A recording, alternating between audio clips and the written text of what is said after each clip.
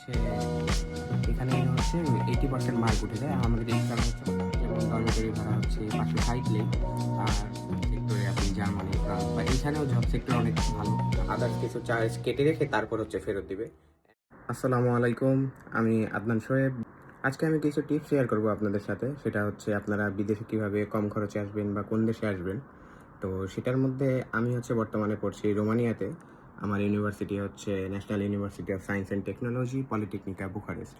আমি এখানে আছি ফ্যাকাল্টি অফ অ্যারোস্পেস ইঞ্জিনিয়ারিংয়ে, আমি ব্যাচেলার্স করছি।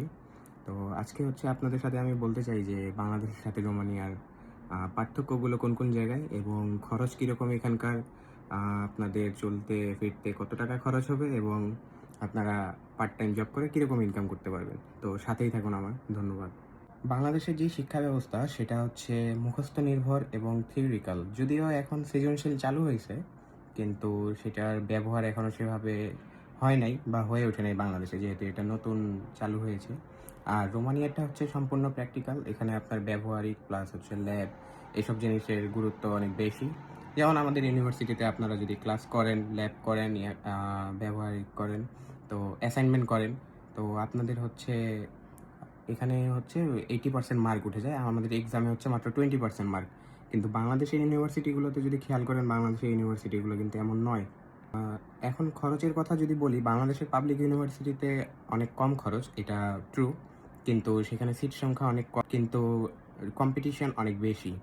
সেই তুলনায় বিদেশে যদি পড়তে আসেন, এখানে কিন্তু কম্পিটিশন বাংলাদেশের যেসব ইউনিভার্সিটিতে এক্সাম হয় সেসবের তুলনায় কিন্তু এখনও অনেকাংশে কমই আছে আমি বলব।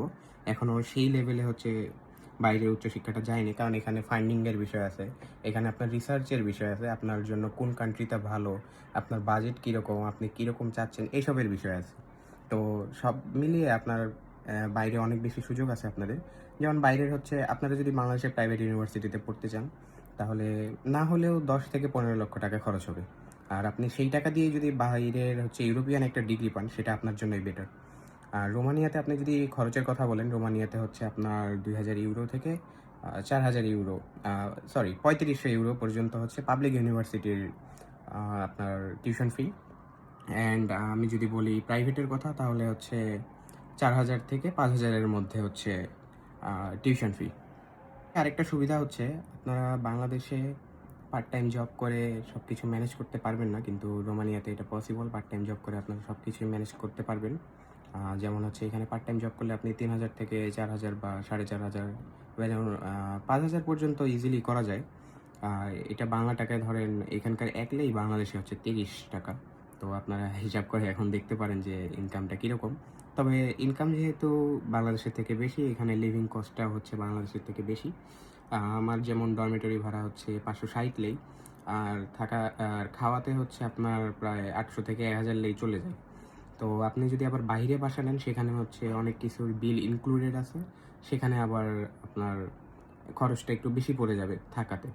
যেমন বাইরে যদি হয় তাহলে 1000-এর মতো বা 1200-র মতো হচ্ছে থাকাতেই চলে যাবে, আর 800 থেকে 1000 আপনার খাওয়াতে। মানে 4000 ইনকাম করলে অর্ধেক বা 2000 বা 2200-র মতো হচ্ছে চলে যাবে। কিন্তু আরও 2000 থাকে, 2000 মানে প্রায় 60,000-এর মতো আপনি সেভিংস করতে পারবেন। আবার আপনি এখান থেকে হচ্ছে ইন্টারন্যাশনাল লেভেলের ইউরোপিয়ান একটা ডিগ্রি পাবেন। সেটা অবশ্যই আপনার লাইফের জন্য একটা বড় ইফেক্ট ফেলবে। প্লাস হচ্ছে এখানে আসে আপনি অনেক কিছু শিখতে পারবেন, যেটা হচ্ছে বাংলাদেশে থাকলে পসিবল না, আমি মনে করি। অ্যান্ড এখান থেকে ধরেন জব সেক্টরে আপনি জার্মানি, ফ্রান্স বা এখানেও জব সেক্টর অনেক ভালো, আপনারা এখানেও করতে পারবেন। আর হচ্ছে বাংলাদেশে তো এত সুযোগ সুবিধা নেই, এখানে হচ্ছে সুযোগ সুবিধা আছে। আপনারা যদি একটা ইন্টারন্যাশনাল মানের ডিগ্রি পেতে চান, প্লাস হচ্ছে ভালো লাইফস্টাইল নিতে চান, আপনারা অবশ্যই রোমানিয়া ট্রাই করতে পারেন, যেহেতু এটা একটু কম বাজেট লাগে অন্যান্য কান্ট্রি থেকে। যদিও এটার এম্বাসি ফেস করতে ইন্ডিয়া যাওয়া লাগে, তবে এখন থাইল্যান্ড, মালয়েশিয়া অ্যান্ড ভিয়েতনাম হচ্ছে চালু করেছে। আপনারা সেই সব কান্ট্রিতে যেও হচ্ছে ইন্টারভিউ ফেস করতে পারবেন। আর এখানকার আমার ইউনিভার্সিটিতে application fee free, and university of ইকোনমিক্সে অ্যাপ্লিকেশন ফি ফ্রি। অ্যান্ড বাকি সব ইউনিভার্সিটিতে আপনার 50 থেকে 300 ইউরো পর্যন্ত অ্যাপ্লিকেশন ফি, যেটা হচ্ছে নন রিফান্ডেবল। আবারও বলছি, এটা হচ্ছে নন রিফান্ডেবল, এটা ফেরত পাবেন না। আপনার যদি ইউনিভার্সিটি অ্যাকসেপ্ট করে তাহলে তো আলহামদুলিল্লাহ, আর অ্যাকসেপ্ট না করলে আপনার এই টাকাটা আপনি ফেরত পাবেন না। তবে আপনার হচ্ছে টিউশন ফি যখন দিবেন, আপনার যদি ভিসা রিজেক্ট হয় তাহলে হচ্ছে ইউনিভার্সিটি আপনাকে টিউশন ফিটা ফেরত দিবে। তবে এখানে হচ্ছে ফরেন ব্যাংক চার্জ প্লাস হচ্ছে আরও আদার্স কিছু চার্জ কেটে রেখে তারপর হচ্ছে ফেরত দিবে। অ্যান্ড আপনার ফেরত যে ধরেন এক্স্যাক্ট অ্যামাউন্টটা পাবেন সেটা না, কারণ এটা হচ্ছে ইউরোর উপরে নির্ভর করে। আপনি যদি 145 রেটে হচ্ছে টিউশন ফি দেন, আর আপনাকে যেদিন টিউশন ফি ফেরত দিবে সেদিন যদি 144 বা 143 থাকে তাহলে আপনার কিছু করার নেই। তবে সেদিন যদি আবার 150 থাকে সেক্ষেত্রেও তারা হচ্ছে 150-এই পে করবে আপনাকে, 145-এ করবেন। সো আপনারা যদি, আমি বলবো ইউরোপের লাইফস্টাইল প্লাস হচ্ছে একটা আন্তর্জাতিক মানের ডিগ্রি পেতে চান, প্লাস হচ্ছে ইউরোপের মধ্যে সেটেল হওয়ার জন্য রোমানিয়া কিন্তু বেস্ট, কারণ এখানে এখনও বাঙালি অনেক কম আছে। যেমন আমরা যদি দেখি ইতালিতে বাঙালি অনেক বেশি, সেই তুলনায় অনেক কম আছে বাঙালি। তো সেটেল হওয়ার জন্য রোমানিয়া বেস্ট। তো আপনারা চাইলে এখানে অ্যাপ্লাই করতে পারেন। আর কোনো যদি হেল্প লাগে আমি তো আছি আপনাদের সাথে। ভালো থাকবেন। আসসালামু আলাইকুম।